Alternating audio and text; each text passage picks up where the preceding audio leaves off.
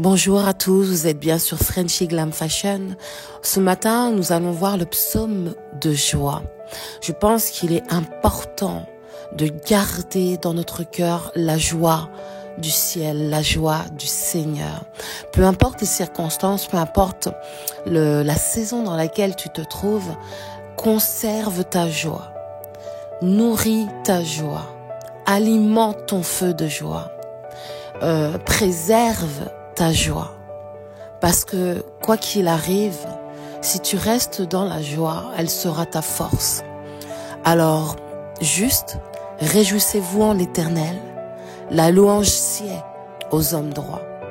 Célébrez l'Éternel avec la harpe. Célébrez-le sur le luth à 10 cordes. Chantez-lui un cantique nouveau. Faites retentir vos instruments et vos voix. Car la parole de l'Éternel est droite et toutes ses œuvres s'accomplissent avec fidélité. Tu dois absolument faire attention à ce que les circonstances, à ce que les événements, à ce que spirituellement, on ne t'empêche pas de te réjouir dans ce que Dieu est en train de faire pour toi.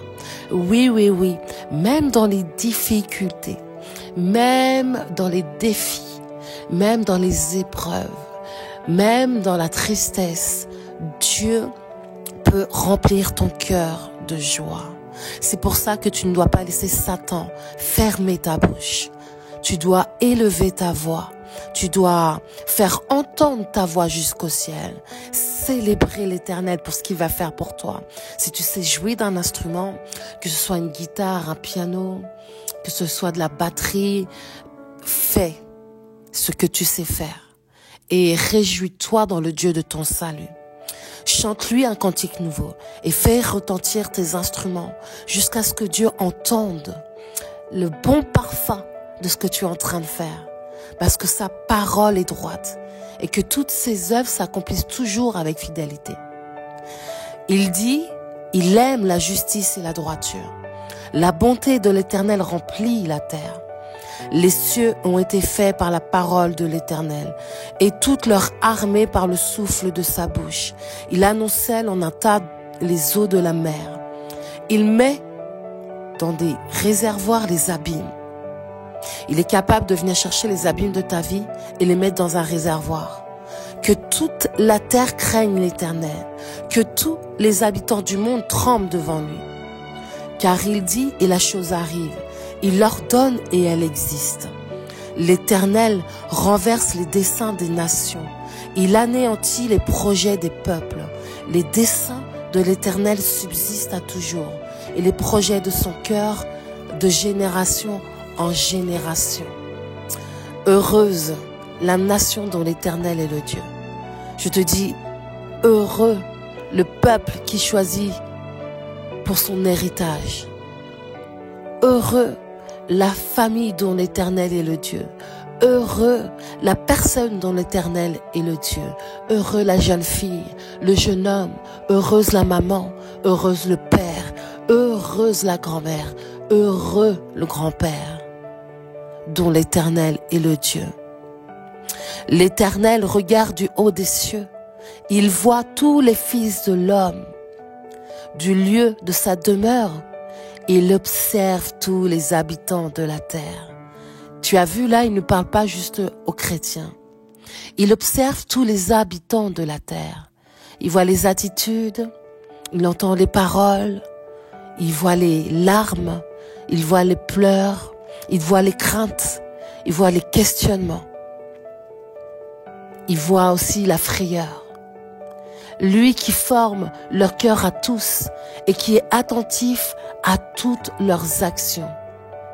Ce n'est pas une grande armée qui sauve le roi.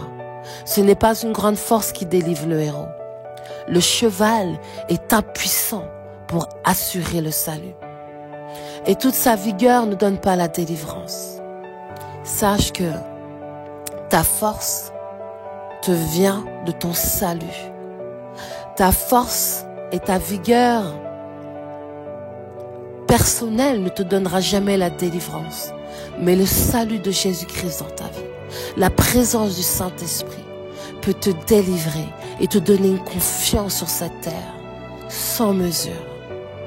Voici, l'œil de l'Éternel est sur ceux qui le craignent. Continue de le craindre. Continue de le craindre. Sur ceux qui espèrent en sa bonté. Et continue d'espérer en lui. Peu importe ce que tu vois, peu importe ce qu'on te dit, continue d'espérer en lui. Afin d'arracher leur âme à la mort et de les faire vivre au milieu de la famine. Dieu te fera vivre.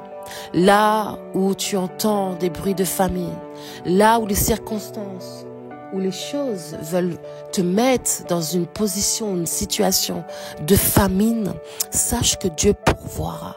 Proclame la provision improbable de Dieu.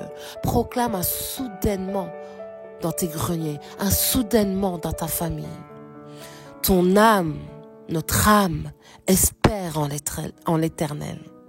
Il est notre secours et notre bouclier, car notre cœur met en lui sa joie, car nous avons confiance en son saint nom.